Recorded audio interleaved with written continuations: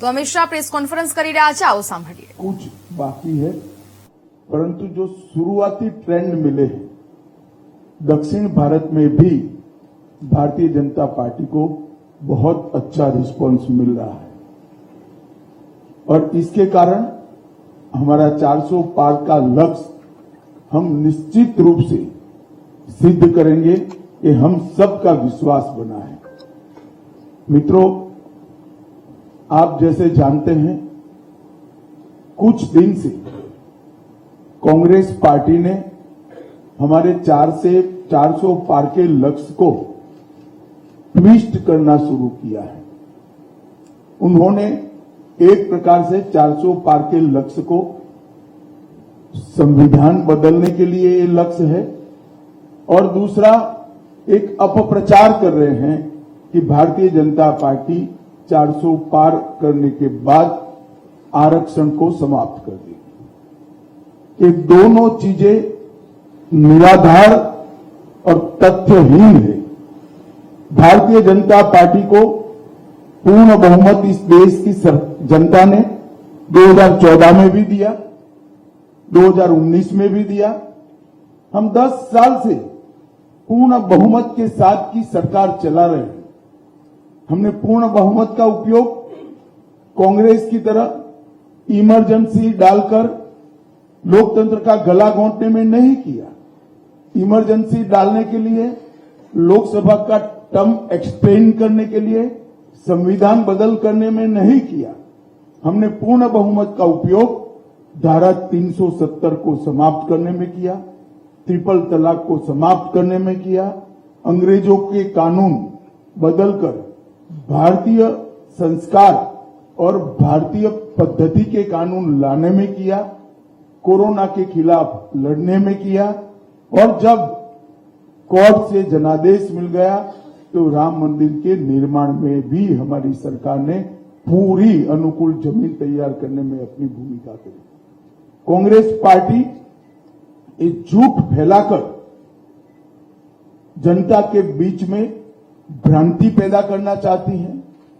मैं ये बात स्पष्ट कर देना चाहता हूं कि Bharatiya Janata party ST, SC, OBC के आरक्षण की समर्थक है और हमेशा इसके संरक्षक के रूप में अपनी भूमिका निभाएगी। ये बात नरेंद्र मोदी जी ने भी कई बार सार्वजनिक भाषणों में स्पष्ट की। एसटी, एससी, ओबीसी के आरक्षण में किसी एक राजनीतिक दल ने अगर डाका डाला है तो वो कांग्रेस पार्टी ने डाला है। सबसे पहले उन्होंने संयुक्त आंध्र प्रदेश में मुसलमानों को रिजर्वेशन दिया। वो रिजर्वेशन के कारण ओबीसी का रिजर्वेशन कटा। उसके बाद में कर्नाटक में रातों रात कोई सर्वे के करे बगैर, पिछड़ापन तय करे बगैर सारे मुसलमानों को ओबीसी कैटेगरी में डालकर उनके लिए 4% का कोटा रिजर्व कर दिया। इससे भी पिछड़ा वर्ग का रिजर्वेशन कटा है। भारतीय जनता पार्टी स्पष्ट रूप से मानती है कि धर्म के आधार पर आरक्षण संविधान सम्मत नहीं है, गैर संवैधानिक है और जब भी इन राज्यों में हमारे पास अधिकार आएगा, हम ये धर्म के आधार पर लादे गए आरक्षण को समाप्त कर एसटी, एससी और ओबीसी को हम न्याय दिलाने का काम करेंगे। मित्रों, उनकी हताशा, निराशा इस स्तर पर पहुंच गई है कि उन्होंने मेरा और कुछ भाजपा नेताओं का फेक वीडियो बनाकर सबके बीच में सार्वजनिक की। मुख्यमंत्री, प्रदेश अध्यक्ष, इस कक्षा के व्यक्तियों ने भी इस फेक वीडियो को फॉरवर्ड करने का काम किया। अब स्पष्ट हो चुका है। सौभाग्य से मैं जो बोला था उसका भी रिकॉर्डिंग हुआ था, तो वो रिकॉर्ड हमने सबके सामने रखा। दूध का दूध, पानी का पानी हो गया और आज कांग्रेस पार्टी के प्रमुख नेता क्रिमिनल ऑफेंस को फेस कर रहे हैं। ये जो कृत्य है वो उनकी हताशा और निराशा का द्योतक है। जब से राहुल गांधी कांग्रेस की कमान संभाले हैं, राजनीति का स्तर नीचे नीचे नीचे ले जाने का काम कर रहे हैं और ये इसका चरम लोकसभा में चर्चा न हो देना, राज्यसभा में बहिष्कार करा देना, शोर शराबे करना और निराधार झूठ बोलकर प्रजा में भ्रांति फैलाने का काम लगातार उनके नेतृत्व में कांग्रेस पार्टी कर रही है। और मैं मानता हूं कि अब फेक वीडियो सर्कुलेट कर फर्जी टाइप का जन समर्थन प्राप्त करने का एक प्रयास ये बहुत निंदनीय है और भारतीय राजनीति में किसी प्रमुख दल के द्वारा कभी ऐसा नहीं किया गया। सामान्य विवेक भी खो चुकी है। जो कॉन्ट्रैक्ट वो तो कौन फर्स्ट लोएस्ट है, सेकंड लोएस्ट है, इसके आधार पर तय करना चाहिए। किसका काम करने का अनुभव है नहीं है, इसके आधार पर तय करना चाहिए। पास्ट में कैसा काम किया है इसके आधार पर तय करना चाहिए। अब कॉन्ट्रैक्ट में भी अगर एक धर्म को दाखिल करना चाहते हैं तो मैं कांग्रेस पार्टी को पूछना चाहता हूं कि कांग्रेस के अध्यक्ष के बारे में भी आपकी कोई रिजर्वेशन की माइनॉरिटी की योजना हो तो उसके घोषित कर दीजिए। इतना ही बचा है अब।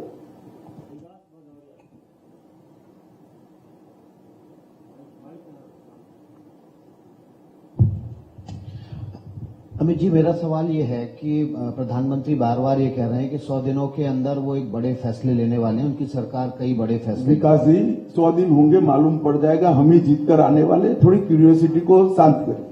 चलिए, मेरा सवाल ये है, क्या कुछ नहीं निकलेगा भैया, क्यूरियोसिटी शांत करें। समान नागरिक संहिता को लेकर बार बार ये कहा जा रहा है कि शायद 100 दिन के भीतर लागू हो जाएगी। वो आपकी एक कल्पना है। हमने हमारे घोषणा पत्र में 5 साल के घोषणा पत्र में रखा है, उचित समय पर हो जाए।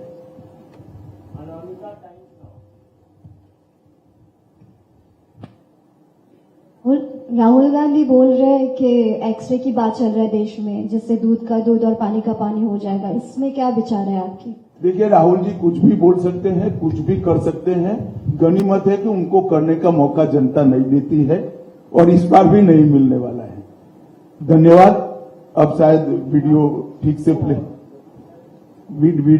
प्ले हो पाए। मैं यहां कहकर जाता हूं, भारतीय जनता पार्टी की सरकार बनेगी तो एक गैर संवैधानिक मुस्लिम रिजर्वेशन को हम समाप्त कर देंगे। ये अधिकार तेलंगाना के एससी, एसटी और ओबीसी का है, वो अधिकार उनको मिलेगा और मुस्लिम रिजर्वेशन को हम समाप्त कर देंगे।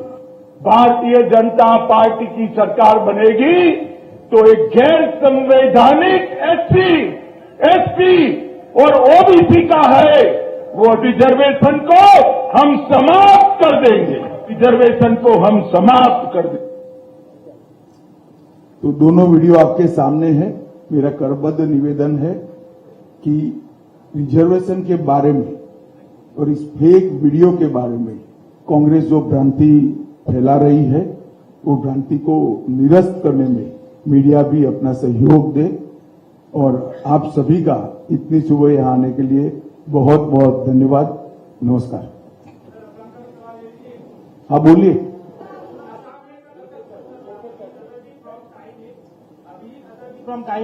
सर, असम में चुनाव अभी 2 चरण का खत्म हुआ है, तीसरे चरण चलेगा। भारी संख्यक माइनॉरिटीज लोगों का ये मतलब सहाय मिल रहा है और नेतृत्व में दिखा जा रहा है। हिमंत विश्व शर्मा जी भी बहुत ही खास तौर से जगह जगह में माइनॉरिटी एरिया में कैंपेन कर रहे हैं और मुस्लिम का भारी तरफ से सपोर्ट मिले। इसका कारण क्या है? देखिए, हम कभी वोटर को माइनॉरिटी मेजोरिटी की दृष्टि से नहीं देखते। हर व्यक्ति भारत का नागरिक है, उसको इसी तरह से ट्रीट करना चाहिए। परंतु मैं इतना जरूर कह देता हूं, आसाम में हम कम से कम 12 सीट जीतेंगे, ये तय है। हमारी पार्टी इसके लिए विश्वास व्यक्त करती है। कम से कम 12 से आगे भी जा सकती है। सर, असम की कई कंस्टिट्यूएंसी में आपने भी प्रसार में भाग लिया, कैसा देख रहे हैं आपके हिसाब से? बहुत अच्छा एटमॉस्फेयर है यहाँ। जो शांति मोदी जी प्रधानमंत्री बनने के बाद प्रस्तावित हुई है, जो विकास का वातावरण मिल रहा है, सेमीकंडक्टर के इन्वेस्टमेंट को यहां आने से यहां के यूथ में काफी उत्साह है। हेमंत विश्व शर्मा जी ने पूरे आसाम में मोदी जी की सारी योजनाओं को नीचे तक पहुंचाया है। ढेर सारे भूमि कब्जा के केसों को रिजॉल्व किया है और आज आसाम की जनता इसके कारण पूरी तरह भारतीय जनता पार्टी के साथ है और आसाम में हम गत समय की हमारी सीटों में भी बढ़ोतरी करेंगे। हम कम से कम 12 सीट जीतेंगे, 12 से आगे भी जा सकते हैं। अमित भाई, आप लगातार प्रचार में जा रहे हैं और आपकी पार्टी लगातार कह रही कि कांग्रेस है वो अपीसमेंट करे, आपने उसके मैनिफेस्टो को भी जिक्र किया, पर विपक्ष के कई नेताओं का ये कहना है कि आप भी तो राम के नाम पे वोट मांग रहे हैं। हमने राम पे नाम पर कभी वोट नहीं मांगा। हमने हमारे समय में राम मंदिर बना वो बता रहे हैं और उन्होंने प्राण प्रतिष्ठा के कार्यक्रम का बहिष्कार किया माइनॉरिटी वोट के डर से, वो बता रहे हैं। वोट देने का काम जनता को करना है। हमारे घोषणा पत्र में राम मंदिर बनना चाहिए और भारतीय जनता पार्टी कानूनी तरीके से राम मंदिर बनाएगी। वो 89 से हम 85 से कहे, आज से नहीं कहे। और राम की ही कृपा है कि अब घोषणा पत्र में रखने की जरूरत नहीं है, मंदिर बन चुका है। अमित जी, दिग्विजय सिंह कह रहे हैं कि आप उनके बढ़ने की दुआ कर रहे हैं और केजरीवाल की पत्नी कह रही हैं कि जेल में बीजेपी उनके पति को मारने की कोशिश कर रही है। चलिए, ऐसी चीजें आपके अलावा शायद देश में कोई नहीं मानता है। जेल उनके पास है, जेल दिल्ली सरकार आपकी है, आप पार्टी के पास है, जेल का प्रशासन हमारे पास नहीं है। अब उनकी ही सरकार उनको मारने की कोशिश कर रही है तो उनको ही चिंता करनी चाहिए। फिर भी मुझे लिख कर कुछ भेजेगी तो हम कदम जरूर उठाएंगे। धन्यवाद। अमित जी